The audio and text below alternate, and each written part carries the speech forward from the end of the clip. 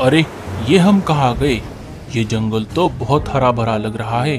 हमें यहाँ खाना और शिकार जरूर मिलेगा। तोते, जाओ अपना नाटक शुरू करो। जी सरदार। ओ मेरे काम चोरपति, अगर धूप सेक कर मन भर गया हो तो जरा जाकर अनाज लेकर आओ। घर में थोड़ा भी अनाज नहीं है। मेरे पेट में चूहे दौड़ रहे हैं। क्या क्या कहा? चूहे दौड़ रहे हैं? फिर तुम एक काम करो, उन्हीं चूहों को पकड़कर खा लो। आरारा, ऐसा बकवास लॉजिक सुनने से पहले मैं मर क्यों नहीं गई? हे ऊपर वाले, उठा ले रे बाबा। सुनिए जी, अब मैं फिर से नहीं बताऊंगी। जल्दी से जाकर कुछ खाने के लिए लेकर आइए। अगर आप अभी नहीं गए तो मैं जग्गू को लेकर अपने मायके चली जाऊंगी। अरे हाँ, जा रहा हूँ। हर बात के लिए मायके जाने की धमकी देना जरूरी है। अच्छा खासा आराम से धूप सेक रहा था। टीलू बेटा, जल्दी करो, हमें नानी के घर जाना है। जल्दी करो बेटा, नहीं तो पंछी बस छूट जाएगी। आया मम्मी, बस 1 मिनट, मैं मेरे खिलौने ले रहा हूँ। अपने माँ की तबीयत खराब होने की वजह से लाडो कुछ दिनों के लिए अपने माँ से मिलने सुंदरबन जंगल जा रही है। लाडो और टीलू घर से बाहर आ जाते हैं। तभी रास्ते में उन्हें कालू कौवा मिल जाता है। अरे लाडो, ये बैग वैग लेकर कहाँ जा रही हो? मेरी माँ की तबीयत खराब है कालू भैया, इसीलिए मैं उनसे मिलने सुंदरबन जंगल जा रही हूँ। माँ की तबीयत ठीक होने तक मैं वहीं पर रहने वाली हूँ। ठीक है लाडो, तुम जाकर आओ। माँ के साथ साथ अपना और टीलू का भी ध्यान रखना। टीलू बेटा, अपनी माँ को ज्यादा परेशान मत करना। हाँ कालू मामा। कालू भैया, अब मैं चलती हूँ, नहीं तो मेरी पंछी बस छूट जाएगी। बस आप मेरे घोंसले का ध्यान रखना। ठीक है लाडो, तुम चिंता मत करो। लाडो और टीलू वहाँ से निकल पड़ते हैं। वो दोनों बस स्टॉप पर आ जाते हैं। थोड़ी ही देर में पंछी बस आ जाती है। लाडो और टीलू उसमें बैठकर सुंदरबन जंगल की तरफ निकल पड़ते हैं। थोड़ी देर इधर उधर खोज करने पर कालू को एक जगह पर अनाज मिल जाता है। कालू उस अनाज को लेकर अपने घर की तरफ निकल पड़ता है। वो अपने घर की तरफ आ ही रहा था, तभी उसे एक पेड़ पर रानो, बुलबुल और मीनू मौसी गप्पे लड़ाती हुई दिख जाती है। तभी मीनू मौसी कालू को आवाज लगाती है। अरे ओ कालू, इधर आजा। कालू उनके पास आ जाता है। अरे बाप रे, ये मैं क्या देख रही हूँ? मुझे तो मेरी आँखों पर विश्वास ही नहीं हो रहा। कहीं आज सूरज पश्चिम से तो नहीं उग गया? अरे मीनू मौसी, क्या हुआ? आप ऐसा क्यों बोल रही हो? आप सबको दिख नहीं रहा? कालू के पास अनाज है। क्यों रे कालू, तू कब से घर के लिए अनाज लाने लगा? अरे मीनू मौसी, अब बस भी कीजिए, और कितनी टांग खींचोगी बेचारे की? अरे मैं तो मजाक कर रही थी। कालू तो मेरे बेटे जैसा है, और मैं मेरे बेटे की टांग कभी भी खींच सकती हूँ। क्यों रे कालू, तुझे मेरी बात का गुस्सा आता है?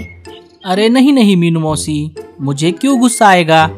वो सब आपस में बातचीत कर ही रहे थे, तभी वहाँ पर गोरी कौवी आ जाती है। हाय रे मेरी फूटी किस्मत, मैंने आपको अनाज लेकर आने को कहा था और आप यहाँ पर मजे से गप्पे मार रहे हो। अरे गोरी, मैं अनाज लेकर घर ही आ रहा था, तभी मीनू मौसी ने मुझे आवाज दिया और मैं यहाँ रुक गया। अब जल्दी से घर चलो, जग्गू घर पर अकेला है, मैं आगे जा रही हूँ। गोरी वहाँ से चली जाती है। अरे कालू, जल्दी से घर जा, तेरी बीवी तो गुस्से से आग बबूला हो गई है। गोरी के जाते ही तेज बारिश शुरू हो जाती है। हाय रे ये बारिश का मौसम, मुझे तो ये बारिश जरा भी पसंद नहीं है। हर जगह सिर्फ पानी ही पानी, पूरे जंगल में चिकचिक ही चिकचिक, घर से बाहर जाने का मन ही नहीं करता। हाँ मौसी, मुझे भी ये बारिश जरा भी अच्छी नहीं लगती। बारिश में कहीं बाहर ना जाना पड़े, इसीलिए तो हम पहले से ही घर में अनाज जमा करके रखते हैं। मुझे तो बारिश का मौसम बहुत पसंद है। पूरे जंगल में सब तरफ हरियाली ही हरियाली, पानी और अनाज की कोई समस्या नहीं होती। मुझे भी बारिश बहुत पसंद है। हर साल जब भी बारिश का मौसम आता है, मैं मेरा घोंसला जंगल के सबसे ऊंचे वाले पेड़ पर बनाता हूँ। हर साल बारिश के मौसम में नए नए एक्सपेरिमेंट्स करके घोंसले बनाने में मुझे बहुत मज़ा आता है। क्या आज किसी ने लाड़ो को देखा? पता नहीं सुबह से कहाँ गई है। लाड़ो अपनी माँ से मिलने सहारा जंगल गई है। वो कह रही थी उसके माँ की तबीयत ठीक नहीं है। वो कुछ दिन अपने माँ का ख्याल रखने के लिए वहीं पर रहने वाली है। हाँ, मैंने भी लाड़ो और टीलू को सुबह सुबह जाते हुए देखा था।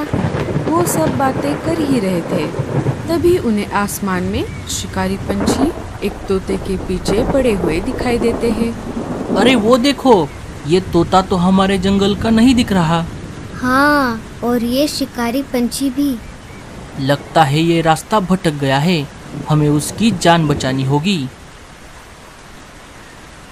चारों मिलकर शिकारी गिद्धों को खदेड़ देते हैं और उस तोते की जान बचाते हैं। सब नीचे आ जाते हैं। शिकारी गिद्धों में से एक गिद्ध ने तोते के पंख को अपना पंजा मारा था। इस वजह से वो घायल हो गया था। अरे दोस्त, क्या तुम रास्ता भटक गए हो? तुम्हारा नाम क्या है? तुम कहाँ से आए हो? अरे अरे अरे, और कितने सवाल पूछेगा? तुम्हें दिख नहीं रहा? ये घायल हो गया है। हमें पहले इसे डॉक्टर उल्लू चाचा के पास लेकर जाना होगा। पहले हम इसे मलहम पट्टी करते हैं और बाद में इससे पूछताछ करेंगे। हाँ हाँ, चलो चलो। घाव ज्यादा गहरा नहीं है। नाखून तुम्हारे पंखों को सिर्फ छू कर निकले हैं। चिंता मत करो, तुम जल्दी ठीक हो जाओगे और कुछ ही दिनों में तुम फिर से उड़ भी पाओगे। शुक्रिया डॉक्टर जी। दोस्तों, आपका भी बहुत बहुत शुक्रिया। आपने मेरी जान बचाई। अब हमें तुम्हारे बारे में बताओ। तुम्हारा नाम, तुम कहाँ से आए हो? मेरा नाम बंटी तोता है। मैं मेरे साथियों के साथ समंदर में एक जहाज पर रहता हूँ। हमारे पूर्वजों से ही हम हमारा पूरा जीवन समंदर में बिताते हैं। आज सुबह ही मैं और मेरे साथी अनाज ढूंढने के लिए आपके जंगल के समंदर किनारे हमारा जहाज लेकर आए थे। मैं अनाज की खोज में जंगल में घूम रहा था, तभी पता नहीं कहां से वो शिकारी पंछी आ गए। मैं मेरी जान बचाने के लिए भाग रहा था, फिर भी उनमें से एक ने मुझे पंजा मारा। वो तो अच्छा हुआ आप आ गए, नहीं तो आज मेरी जान ही चली जाती। आपका फिर से एक बार बहुत बहुत शुक्रिया। अच्छा, तो ऐसी बात है, फिर तो तुम हमारे मेहमान हो। चलो, हम तुम्हें हमारे राजा जी के पास लेकर चलते हैं। हमारे राजा बहुत अच्छे हैं। वो तुम्हें और तुम्हारे साथियों को बहुत सारा अनाज देंगे। वो सारे बंटी तोते को राजा जी के पास लेकर जाने ही वाले थे, तभी उसका सरदार और साथी पंछी बंटी तोते को ढूंढते ढूंढते वहाँ पर आ जाते हैं। अरे तोते, क्या हुआ? तुम घायल कैसे हो गए? बंटी सारी घटना अपने सरदार को बताता है। अच्छा, आप सभी का बहुत बहुत शुक्रिया। आपकी वजह से हमारे साथी की जान बच गई। आपकी लाइफ तो बहुत मस्त है। काश मेरे भी पूर्वज आप में से एक होते। मुझे भी आपके जैसा मेरा जीवन जहाज पर बिताने को मिलता। जहाज पर आने के लिए आपको हमारे पूर्वजों में से एक होने की कोई जरूरत नहीं है। चाहो तो आप सब अभी हमारे जहाज पर अपना आगे का जीवन बिताने के लिए आ सकते हो। क्या क्या सच में हम सब आपके साथ आ सकते हैं? हाँ हाँ, क्यों नहीं। अरे मीनू मौसी, आप ये क्या बोल रही हो? ये जंगल हमारा है और ये जंगल हमारे बिना अधूरा है। मैं तो मेरा जंगल छोड़कर कहीं नहीं जाऊंगा। हाँ मीनू मौसी, मैं भी नहीं जाऊंगी। और मैं भी। अरे अरे, बहस मत करो। आप नहीं आना चाहते तो कोई बात नहीं, पर आपने हमारे साथी की जान बचाई है, इसीलिए हम भी आपके लिए कुछ करना चाहते हैं। हमारी आपसे ये विनती है कि आप थोड़े दिनों के लिए हमारे जहाज पर आ जाइए और जैसे ही आपका मन भर जाएगा मैं आपको वापस आपके जंगल छोड़ दूंगा। हाँ, ये सही रहेगा। क्यों रे कालू, अब तो तुम सब आओगे ना? हाँ, अगर ऐसा है तो मैं जरूर आऊंगा। रानो और बुलबुल भी जहाज पर आने के लिए मान जाती है। फिर क्या था, इन चारों के साथ साथ जंगल के सारे पंछी जहाज पर आने के लिए तैयार हो जाते हैं। राजा जी जहाज के मालिक को बहुत सारा अनाज दे देते हैं। रात होते ही सारे पंछी मिलकर जहाज पर आ जाते हैं।